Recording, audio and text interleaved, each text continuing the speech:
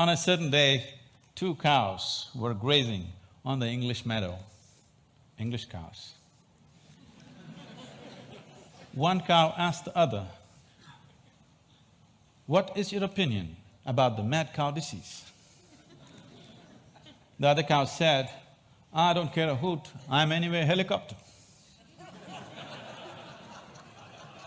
Being a mystic, being a realized being is just like this. A cow realizing that it's a cow and it becomes a celebrated cow. Holy cow, isn't it? Is it that simplistic? So let me tell you my story.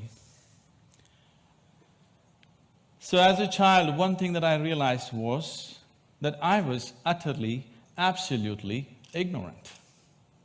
And everybody around me seemed to know just about everything. I did not know anything at all. So because I did not know anything, I had to pay enormous attention towards everything. My sense of attention became like this: if I see a leaf, I could just sit there looking at this leaf, just staring at it for hours. If I sat up in my bed, just staring at the darkness, I could just do this for the whole night. So this attention brought a completely different level of involvement and interaction with just about anything and everything around me, animate and inanimate. But everybody else seemed to know everything and they were just going about their life busy and happy. But I was just staring at every little thing. Then I realized that even they did not know anything. It is just that they had their assumptions and belief systems that they were happy with, either their own or what was handed down to them by someone else. And they not only knew about what is here, they also knew about other worlds, about gods, about heavens and everything. And here I was struggling to figure out what is what. So this so intrigued me that I started planting myself outside a major temple here in Mysore because I wanted to really see, after having a meeting with God, after having a conversation with God, how people will be. So I stood there intensely observing every face that's walking out of the temple, and generally I heard local gossip. Sometimes in Indian temples, your footwear walks away with someone else, and then I hear people cursing the creation and the creator. I always found people walking out of restaurants always had more joyful faces than people walking out of temples. Divine versus dosa. Dosa seems to win. I could not come to terms with this, and so I slowly became more and more and more skeptical about everybody and everything around me. Skeptical about social structures, political systems, religious beliefs, even scientific theories, because none of them match with my experience of life. On a certain day, I started moving towards Chamundi Hill. You must see this place. And there is a tradition in Mysore. If you have something to do, you go to Chamundi Hill. If you have nothing to do, you go to Chamundi Hill. If you fall in love, you go to Chamundi Hill. If you fall out, you go to Chamundi Hill. I had just fallen out and I had nothing to do, so I started moving towards Chamundi Hill. And I went up and sat on a rock there. Till that moment in my life, I always thought, this is me, and that's somebody else and something else. But for the first time, I did not know which is me and which is not me. Suddenly, what was me was just all over the place. The very rock on which I was sitting, the air that I breathed, the very atmosphere around me, I had just exploded into everything. That sounds like utter insanity. This, I thought, lasted for 10 to 15 minutes. But when I came back to my normal consciousness, I was about 4.5 hours. I was sitting there, fully conscious, eyes open, but time had just flipped in my experience. For the first time in my adult life, tears were flowing down, and I've always been peaceful and happy, that was not an issue, but here I was drenched in a completely different kind of blissfulness, every cell in my body bursting with ecstasy.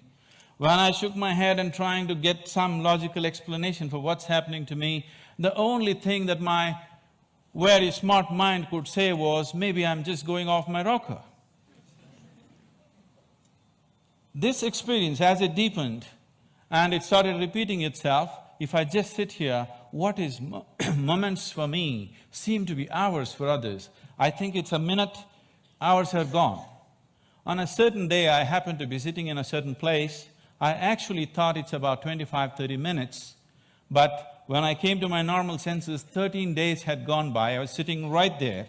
India being what it is, a whole crowd had gathered, garlands around my neck, people touching my feet, somebody wants to know what will happen to his business, somebody wants to know when his daughter will get married. All the things that I hated were just happening around me.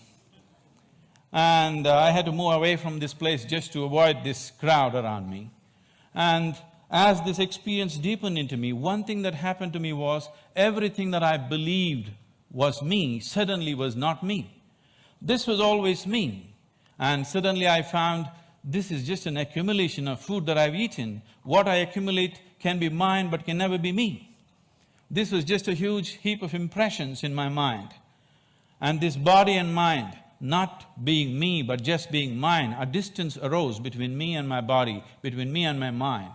This also facilitated a certain experience within me, that suddenly the equation of time and space was suddenly not applicable for me. I was seeing that what is here is there, what is there is here, past, present and future got mixed up. It was one majestic chaos, but utterly beautiful.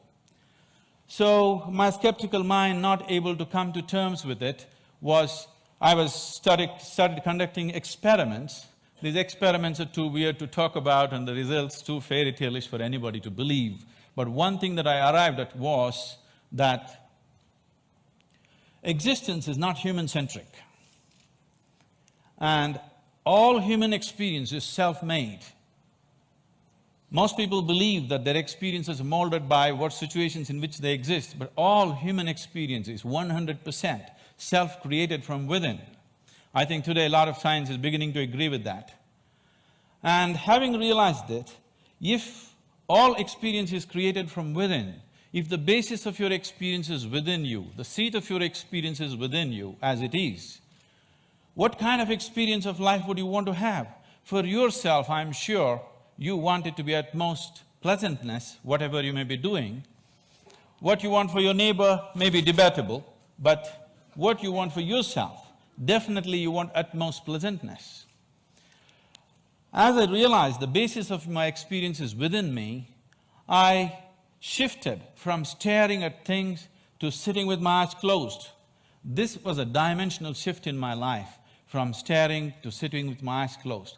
I got so fascinated with this human mechanism, I wouldn't want to open my eyes. For days on end, I'm just keeping my eyes closed, wanting to see everything about this one. And what I realized was, if I take a piece of bread and put it into this system, this piece of bread becomes my body in a few hours, and I begin to experience this as myself. This amazing process, as I became more and more aware of it, I saw the very source of creation, the very maker of this body, the manufacturer of this body is within.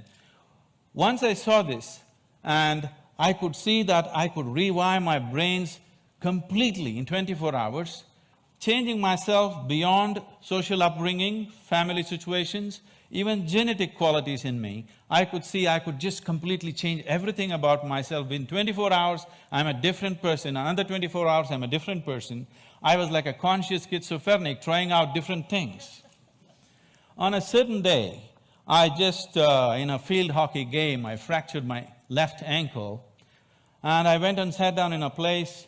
I was in excruciating pain, and by then I had also become a chronic asthmatic, and I had a very severe bout of asthma. And this pain and this inability to breathe together, they were quite something. At that moment it occurred to me, if the maker of this body is inside, why is it that I cannot mend this from inside? I sat down with a certain resolve. If this is true, I must be able to allow it to mend itself, otherwise I must be completely on a wrong track. I sat down with my eyes closed for about little more than an hour. When I came out, My asthma left me, never to come back again. And above all, my fractured leg was perfectly okay in little more than an hour's time. Armed with this experience, I started creating methods and systems through which every human being could access that intelligence and that capability within the system which can make a piece of bread into a human being. This intelligence and this competence within the human system, which is not just about thought process, exists in every human being, but unfortunately remains untapped. And I went about creating systems that people could make use of today, these technologies for inner well-being, these methods to engineer your interiority the way you want it. Millions of people are making use of it, enjoying the benefits of that, but the essential part of this is that there is such a high level of intelligence and competence on every millimeter of the body, every point of the body, not just in the thought process. This is completely untapped by human societies. There are ways to do this, and as I went into this process, what I saw was, what is it that determines what is me and what is not me? I am capable of taking a piece of bread and making it into myself. If I look at this body, it is just a piece of this planet that I have borrowed, but why is this separate and this is separate? Then I found that it is just the boundaries of sensation which determines what is me and what is not me. Here there is sensation, so this is me. There seems I don't feel the sensation, so that's not me. As I looked at this boundaries of sensation very, very closely from within myself, this was a phase of my life where most of the time I remained with my eyes closed. I realized that the boundaries of sensation can either be stretched, expanded, or even made smaller than what it is right now. You can sit here and not feel anything that's happening here right now. This happens in sleep to some extent. Or you can sit here and extend your boundaries of your sensation for this whole hall.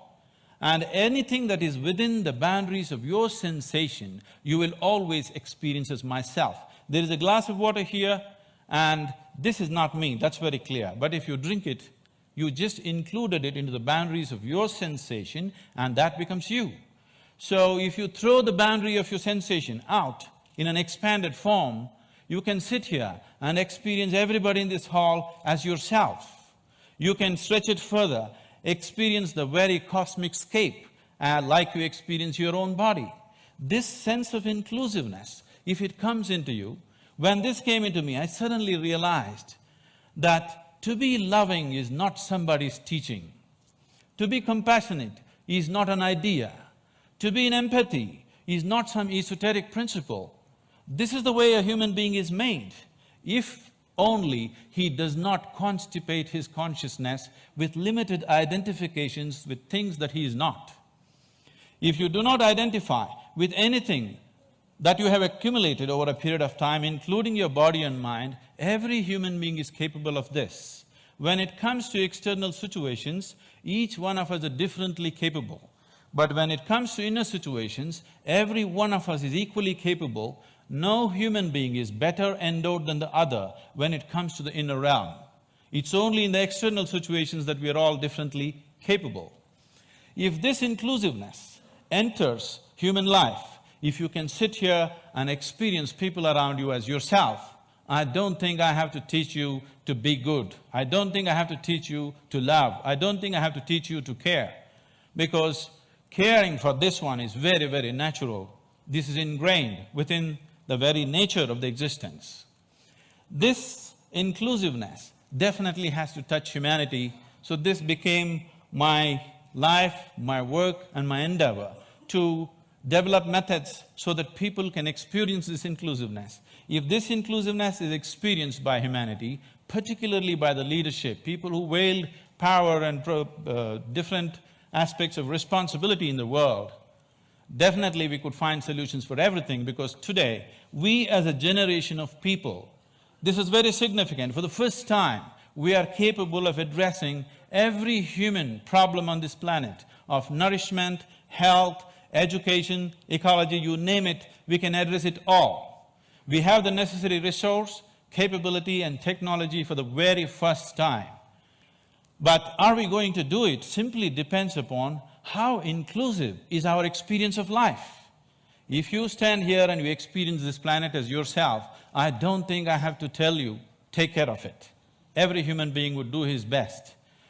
When we do not have this inclusiveness, what we could do, we will not do. In our lives, if we do not do what we cannot do, that is not a problem. But if we do not do what we can do, we are a disaster. My hope and my work is just to see that we as a generation of people do not become that kind of a disaster, that what we can do, we will definitely do. And right now, what we can do compared to what we could do 100 years ago is so incredibly different, so incredibly different. But what's missing is an all-inclusive consciousness, a all-inclusive experience of life. If only we bring this about in the leadership, in the people, only then we will seek solutions that are relevant for all. Otherwise, we'll go about dabbling, creating… In the name of creating solutions, we go about creating more and more problems. If we truly have to create solutions that are relevant for all, an experience of absolute inclusiveness has to happen to humanity, and it's possible. Thank you very much.